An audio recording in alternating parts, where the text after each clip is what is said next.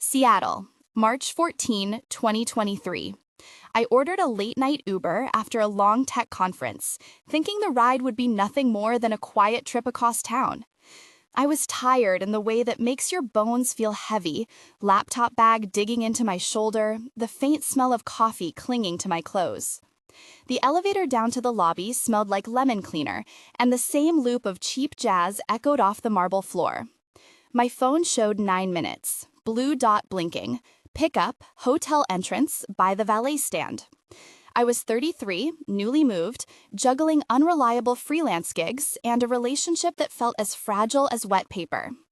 All I wanted was a soft plastic seat and the white noise of tires on pavement. Outside, the night felt humid enough to blur the glass doors. A woman laughed into her phone on the curb, a delivery bike rattled past. The doorman asked if I needed help. Everything felt perfectly, forgettably ordinary, the kind of ordinary that only matters in hindsight.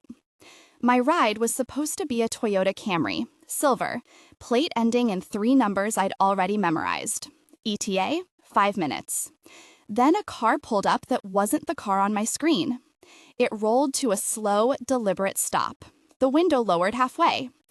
And from the very first second, something about the figure behind the wheel didn't belong to the world I understood. The smell hit me first. Not cologne, not sweat, something clean and cold, like electronic ozone, the kind of scent that makes the back of your throat tingle. The driver didn't move, not even to blink. And when I opened the back door and sat in the center seat, a habit I've had since college, 2 exits always better than 1, he finally turned toward the mirror. It wasn't a human turn, and what reflected back at me under the streetlight wasn't human at all. That night taught me how many assumptions we carry about safety when we get into the backseat of a stranger's car.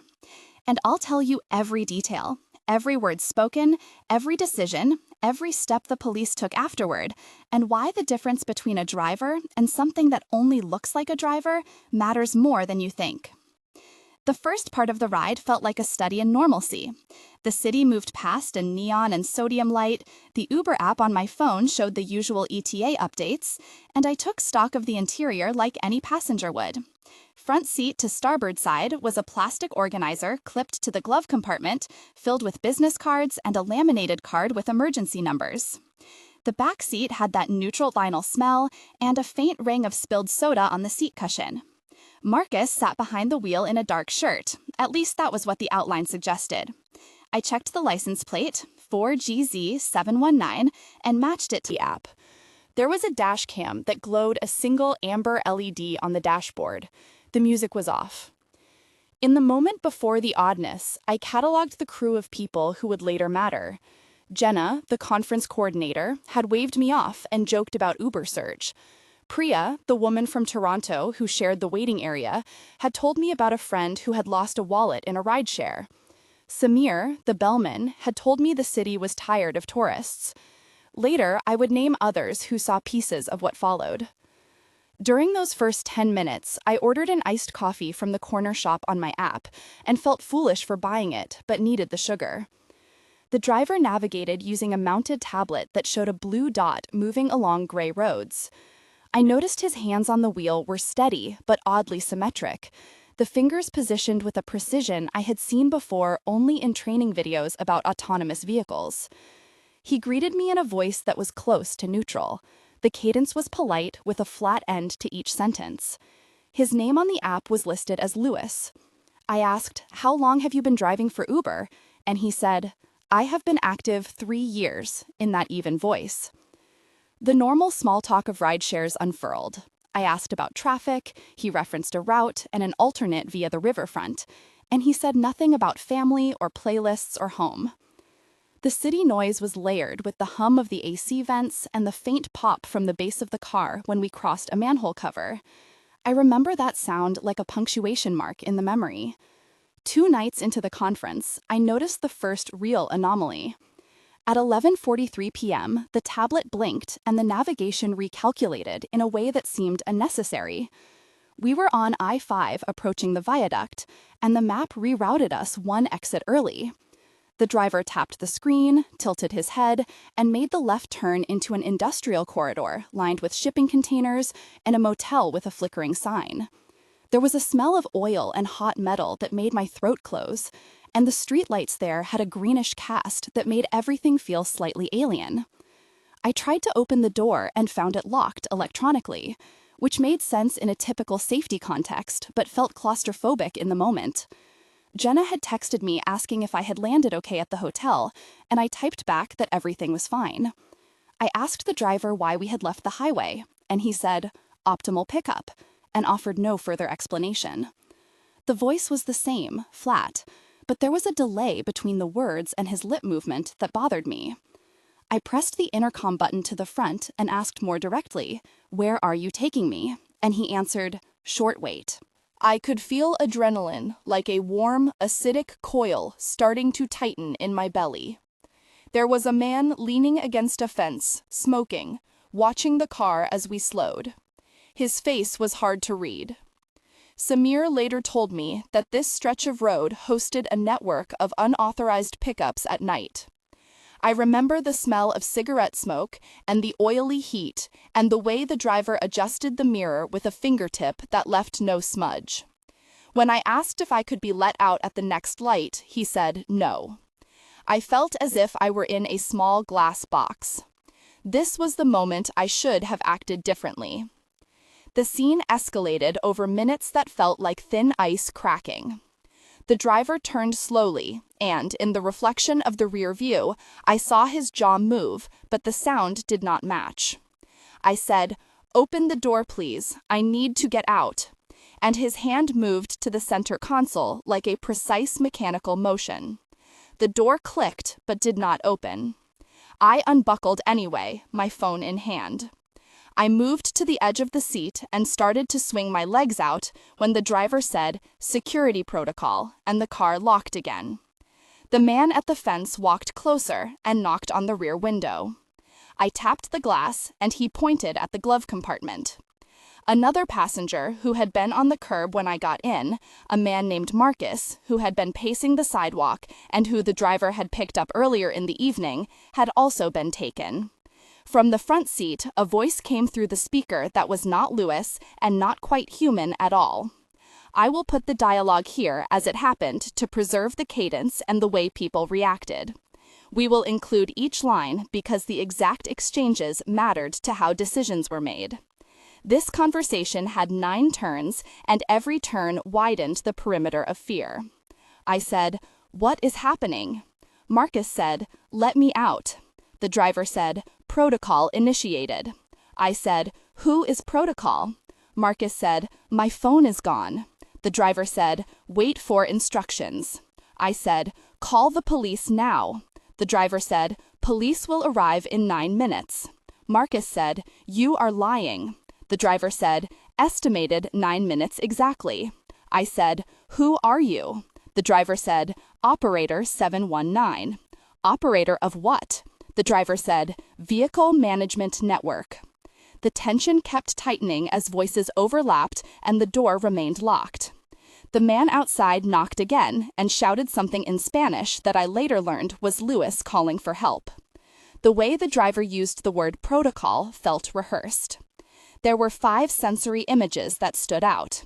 Then the smell of ozone that crackled under the skin. The gloss of the dashboard light on the driver's face. The metallic taste in my mouth from anxiety, the dampness of the upholstery under my palms, and the distant sound of a freeway like a muted ocean. Time elongated. At that point, I did what I hope I never have to do again. I recorded.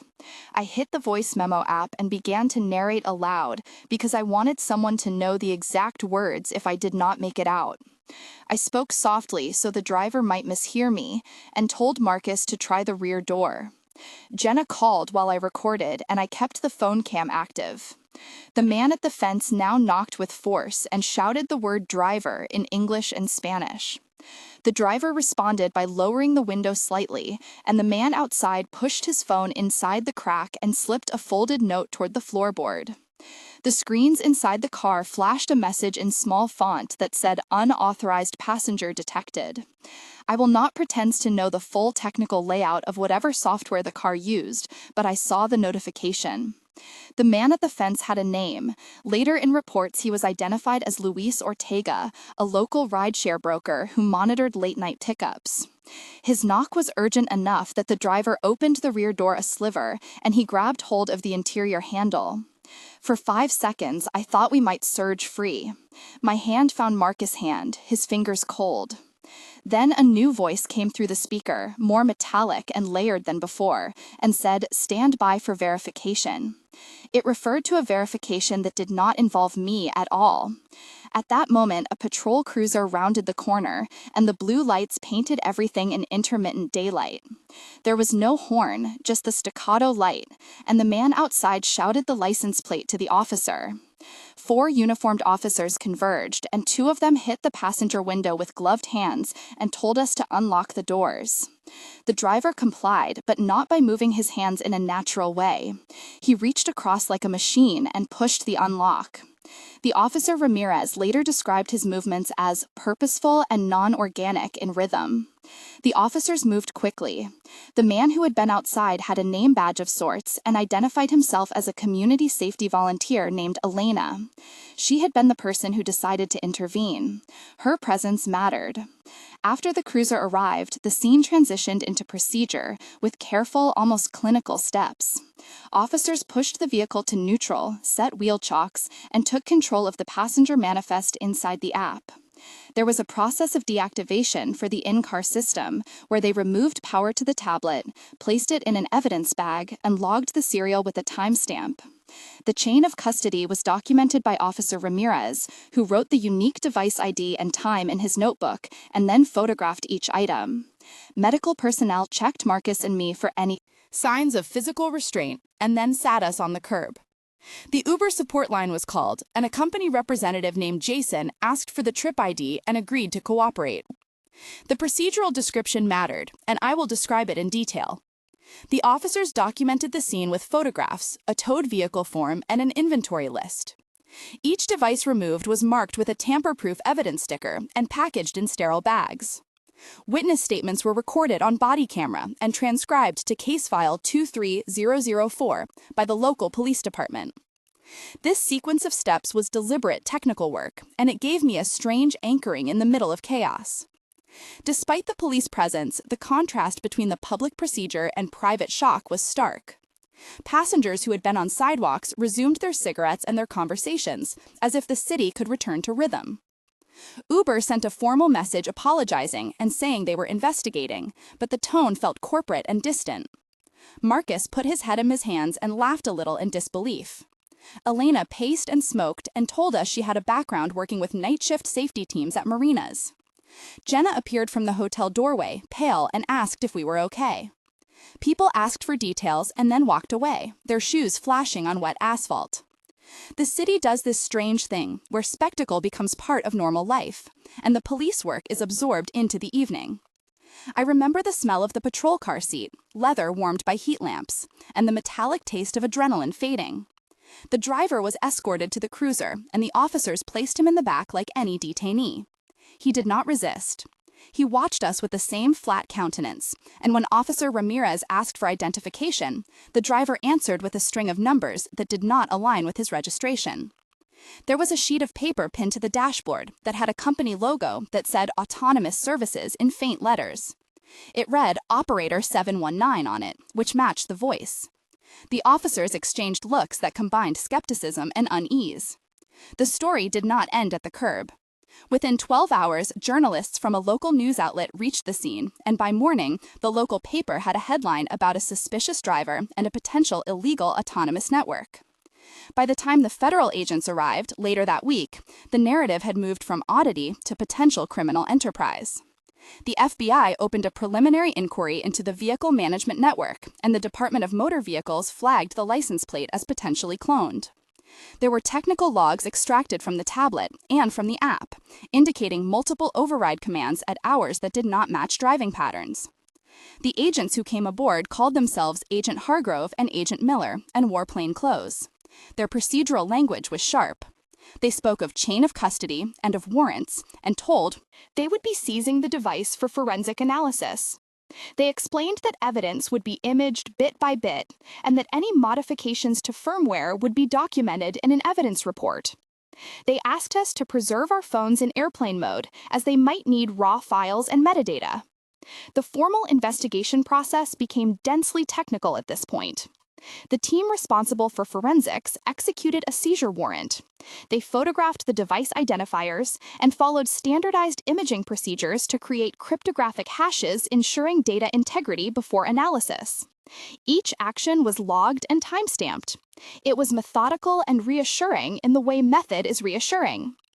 During the weeks after the seizure, a complicated picture emerged. The company named on the dashboard was not registered to operate autonomous vehicles for hire in that jurisdiction. There was a network of informal operators who used modified vehicles with aftermarket hardware to emulate self-driving behaviors and to override safety features. Some of the hardware had been sourced from marketplaces with minimal vetting, and some pieces had been custom fabricated. The investigators named several individuals tied to the network, including Luis Ortega, who brokered late-night pickups, Elena, who had intervened, and Marcus, who had been picked up earlier that night. The press began to call it the Phantom Driver story, and interviews proliferated. I sat for multiple conversations with reporters, at first with a local paper, and then with a technology blog that focused on safety. The narrative split into threads: responsibility of the companies that allowed third-party hardware to interact with their apps, the legal gray area around operator identities, and the exploitative practices of brokers who targeted late-night passengers for extra fees. There were personal consequences, too. Marcus dropped out of his graduate program for a semester because he said he could not focus. Jenna said she postponed travel for a while, and Priya texted me that she felt guilty for not staying to wait with us at the curb. Publicly, the company spokesperson said they were cooperating and rolling out additional identity checks. Privately, the investigators told us to preserve receipts and to forward any suspicious messages. In the quieter moments after the news cycle slowed, I turned inward to understand why I had taken the ride and what about that night continued to unsettle me. My backstory is relevant because it explains how a person who had worked in security for a short period and who had a mild obsession with checks and balances would react in a modern urban threat scenario. I grew up in a family that prized calm over panic. My father, a mechanic, who taught me to notice smells, and my mother, a school administrator who insisted on lists and dates. At 21, I spent a summer working with a transit authority, where I learned basic incident reporting and chain of custody for lost property. Years later, I pivoted into freelance reporting covering transportation safety, which left me wary of narratives that simplify complex systems. I had a brief relationship 3 years earlier that ended after a cross-country move, so my life had a fragility built into it, like a string stretched just short of breaking. That background made me both a good witness and a nervous passenger. I had spent nights in taxis in half a dozen cities and had a drawer full of business cards from people I had trusted for rides. The conference that week felt like validation of a new professional chapter, and so the idea that a ride, meant to be a small logistic detail, could become the axis for a long inquiry disturbed me more than a random crime might have. Those experiences shaped the decisions I made that night, the way a lens shapes an image. They focused me on verification, on documentation, and on trying to slow time with recordings and notes. They also made me obsessive afterward about what I could have done differently, which is a different kind of scar. There were several moments of tension after the initial arrest that deserve slowing down, because they changed the course of the investigation and my own life for months. The first came when the company released footage from the dash cam, edited in a way that omitted a full minute where the driver's mouth was visible but the sound was muted. The omission created a public contest between the company and citizen reports. That moment lasted 3 days, and in those days, the comment section on every article brimmed with speculation and anger. The second moment occurred when the forensic team recovered a firmware signature that matched a foreign supplier and suggested a level of coordination beyond a local aftermarket mod. That discovery prompted a sealed warrant and the involvement of a federal cybercrimes unit. The third moment of tension came when Marcus received a threatening message that referenced the night and demanded silence. He went into hiding for 3 weeks and later testified that the message included details that only someone present at the curb could have known. Each of these moments required slow, methodical steps, and they each filled me with an anticipatory dread that gathered like storm clouds. The investigative pauses and the waiting for warrants felt longer than the ride itself. At around 30% into my telling of the story, I want to pause and ask you something because it matters for how these conversations unfold. If you were in my backseat and heard a voice say, "Protocol initiated," what would you do first? Would you call the police directly or try to keep the driver calm? Would you try to record or would you try to open the door? Type your answer and start it with "I would call" or "I would record" so I can easily compile responses. Share where you are from because patterns of risk change by city, and your answer could help others understand common impulses. If you left detail out of your answer, do not worry. We will revisit the decisions later in the video. The community input will be used to make a future episode about passenger safety, and we will summarize common actions and compile a checklist for late-night pickups. Your replies matter for the safety of others. The external legal process moved incrementally but decisively. The police forwarded their evidence to the county prosecutor, who opened an inquiry into whether the vehicle and its operator had violated statutes around unauthorized commercial transportation and electronic tampering. The prosecutor assigned the case number 23-1017 and requested additional forensic images from the internet service provider for the device. The formal procedural step involved search warrants served at 2 storage units and the imaging of 8 devices with proprietary software. The legal language became dense and occasionally arcane. The standout technical procedure I recall involved the lab creating forensic images of flash storage, then calculating secure hashes to ensure the copies were bit-for-bit accurate to the original. Those hashes were then logged in a report and attached to an evidence form. An administrative subpoena secured logs from the payment processor showing inconsistent disbursements. The company named on the dashboard was put under scrutiny, and a subpoena for corporate records returned emails indicating a pattern of modifying vehicles after sale. The lawyers on both sides argued about liability and about reasonable expectations for passengers using a platform that relied on third-party operators. Over the following months, public reaction took multiple forms. The technology blog ran a feature about the loopholes that allow aftermarket automation hardware to be integrated into civilian vehicles. Community groups held meetings about late-night safety, at which Elena, a volunteer who had knocked on my window, was invited to speak. Marcus joined a support group for people who had experienced traumatic rides. Jenna started a small online petition aimed at stricter ID verification for rideshare pickups. The company announced new measures: a push for 2-factor driver verification, and a trial of extra photo confirmation at pickup locations. The DMV revised guidance on vehicle registration for autonomous or semi-autonomous equipment. Some of these responses felt performative, but others were substantive. The federal inquiry broadened into a larger probe of networks that provided automation kits and the suppliers that sold modified firmware for a profit. Over time, the story morphed from the visceral image of a stranger in a car to a policy debate about how urban systems adapt to new technologies. My name was in a few articles, and I gave testimony twice to investigators and once before a city council committee panel, where I described the subjective sense of being inside a vehicle with unclear human agency. I remember the smell of the council hearing room coffee and the rustle of pages as people thumbed briefing packets. After the testimony, the council adopted a non-binding resolution urging platforms to require clearer identification and for manufacturers to provide locked firmware options. 1 month after the ride, small but consequential actions had occurred. The vehicle itself was impounded and examined. The owner of the storage unit was subpoenaed. Marcus returned to classes with caution and requested accommodations. The company issued a formal apology and an interim policy on stricter pickup verification. The local paper ran an op-ed calling for a moratorium on certain aftermarket modifications. Meanwhile, I began to sleep with my phone on the nightstand and to check the app earlier when ordering rides. I found myself avoiding the center seat of the back row and preferring licensed taxis for short trips. That month taught us to treat the ordinary with suspicion in a calibrated way. 3 months in, the case widened.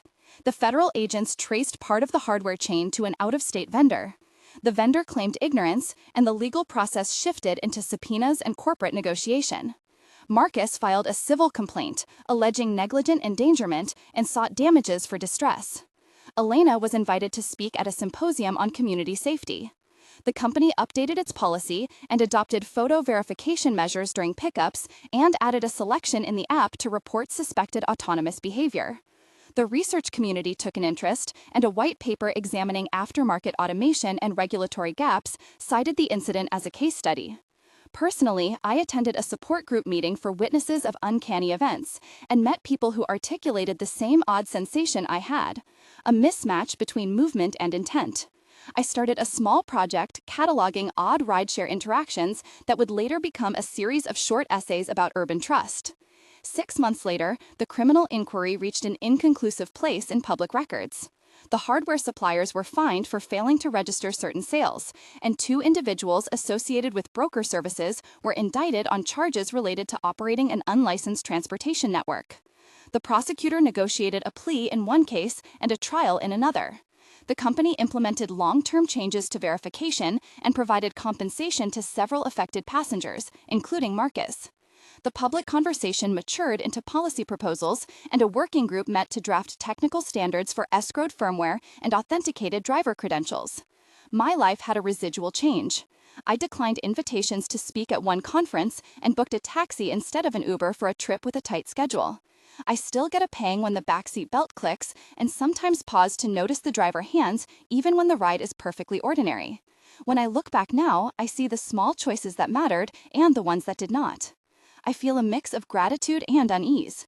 Gratitude for Elena, the volunteer, and the officers who arrived quickly, and unease because the structural gaps that allowed the situation remain partly open.